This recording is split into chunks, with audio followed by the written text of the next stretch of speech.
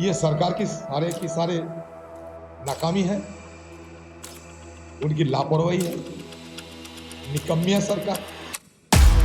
जो खून हुए हैं, 2 गरीब 2-3 हिंदू हैं। पुलिस की गोली में जिसकी मौत हुई है वो भी गरीब मुसलमान है। फायदा किसकी हुआ? अभी भी बहुत सारे लोग जख्मी हालत में हॉस्पिटल में इलाज कर रहे हैं। ना किसी का कोई पूछताछ होते हैं, ना किसी के बारे में सरकार की तरफ से कोई देखभाल किए जाते हैं। पश्चिम बंगाल में हिंसा चल रही है, क्या कहेंगे? मैं कह दिए हैं सारे कुछ, बांग्ला से तर्जुमा कर लीजिए। ये सरकार की सारे नाकामी है, उनकी लापरवाही है, निकम्मी है सरकार। और इसके साथ साथ ये सारे दंगे के पीछे और ये हंगामा के पीछे राजनीतिक समीकरण भी है। कोई जीतना चाहते हैं, कोई हारना नहीं चाहते, और इसके चलते आम लोगों को बलि की बकरा बनाए जाते हैं। जो खून हुए हैं, 2 गरीब 2-3 हिंदू हैं। पुलिस की गोली में जिसकी मौत हुई है वो भी गरीब मुसलमान है। तो फायदा किसकी हुआ? अभी भी बहुत सारे लोग जख्मी हालत में हॉस्पिटल में इलाज कर रहे हैं। ना किसी का कोई पूछताछ होते हैं, ना किसी के बारे में सरकार की तरफ से कोई देखभाल किए जाते हैं। भगवान की भरोसे, अल्लाह की भरोसे, खुदा की भरोसे सब कुछ छोड़ दिए गए। अगर सूबे की सरकार, सूबे की पुलिस अगर चाहती तो ये घटना आज देखने के लिए और इस घटना पे चर्चा करने के लिए हमें कोई अवसर, कोई मौका नहीं मिलती। ये सीधा बंगाल की सरकार की नाकामियां है। ध्रुवीकरण की जो राजनीति बंगाल में चल रहे हैं, जो जड़ पकड़ रही है, जिसकी शुरुआत बंगाल के मुख्यमंत्री ममता बनर्जी और बीजेपी पार्टी दोनों मिलकर चुनावी गठबंधन के चलते 2000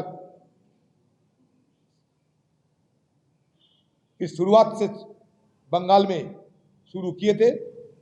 चुनावी गठबंधन की मुद्दा को लेकर कभी मुख्यमंत्री ममता बनर्जी बीजेपी सरकार के मंत्री की पद भी संभाली थी।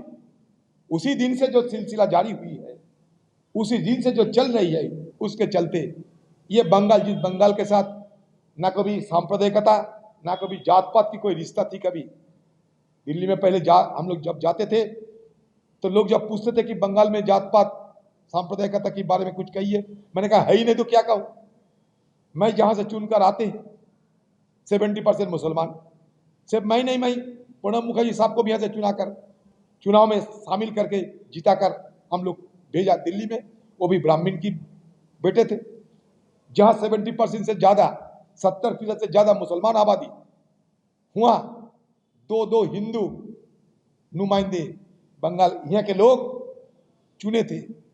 इसमें साफ जाहिर होते हैं क्या? इसमें साफ जाहिर होते हैं कि हमारा डिस्ट्रिक्ट मुर्शिदाबाद, अगर सारे हिंदुस्तान में कोई धर्म निरपेक्ष की कोई अगर नजीर पेश करने की जरूरत पड़े तो मुर्शिदाबाद हाजिर है। 70% मुसलमान होते हुए भी मैं और प्रणब मुखर्जी साहब 5 बार, मैं प्रणब मुखर्जी साहब 2 बार नुमाइंदे बन के गए थे। उनका बेटा भी नुमाइंदे चुने गए थे।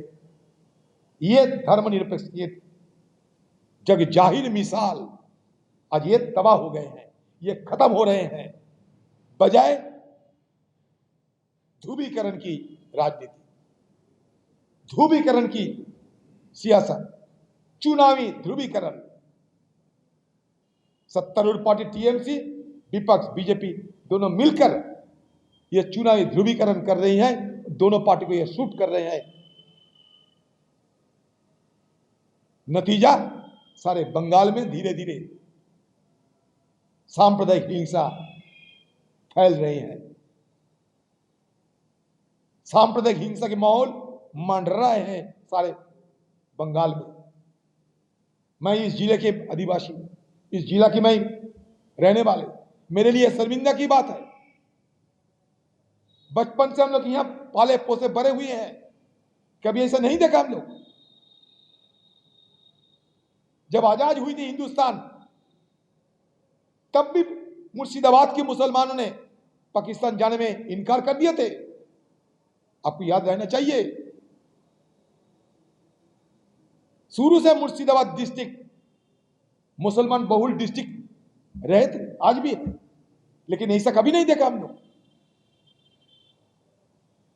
और आज भी मैं बड़े दावे के साथ कह सकते हैं कि जो लोग वाकफ के खिलाफ आंदोलन में शामिल हुई थी, उनके अंदर कोई मनसा नहीं थी कि कोई हिंसा भर के या किसी का हानि हो, किसी का अगजनी हो किसी के घर में, यह मकसद नहीं थी उनकी।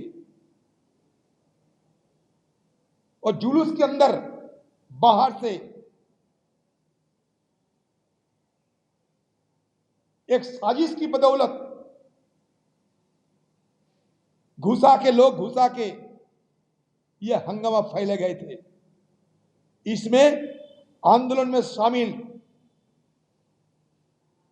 व्यक्तियों की कोई इसमें लेना देना नहीं था। वो भी दुखी है, वो भी पीड़ित है।